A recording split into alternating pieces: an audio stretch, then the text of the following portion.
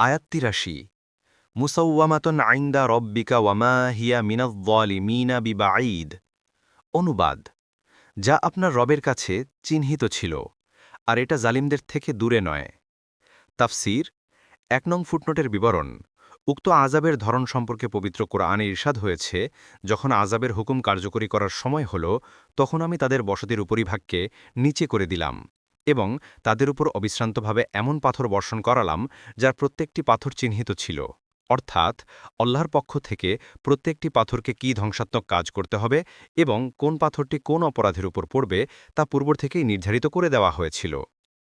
২ নং ফুটনোটের বিবরণ, অর্থাৎ লূত আলাইহিসসালামের নাফরমান জাতির পরিণতি বর্ণনা করার পর দুনিয়ার অপরাপর জাতিকে সতর্ক করার জন্য ইরশাদ হয়েছে, পাথর বর্ষণের আযাব বর্তমানকালের জালেমদের থেকেও দূরে নয়, বরং কুরাইশ কাফেরদের জন্য ঘটনাস্থল ও ঘটনাকাল খুবই কাছে, এবং অন্যান্য পাপিষ্ঠরাও যেন নিজেদেরকে এহেন আযাব হতে দূরে মনে না করে।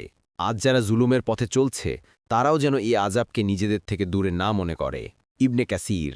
লূত আলাইহিসসালামের সম্প্রদায়ের উপর যদি আযাব আসতে পেরে থাকে, তাহলে তাদের উপরও আসতে পারে। লূতের সম্প্রদায় আল্লাহর আযাব ঠেকাতে পারেনি, এরাও পারবে না। তাছাড়া রাসূলুল্লাহ সাল্লাল্লাহু আলাইহি ওয়াসাল্লামের হাদিসে এসেছে যে, তোমাদের মধ্যে যাদেরকে তোমরা লূতের সম্প্রদায়ের মতো কাজ করতে পাবে, তাদের মধ্যে যারা তা করবে এবং যাদের সাথে তা করা হবে, তাদের উভয়কে হত্যা করবে। আবু দাউদ ৪৪৬২।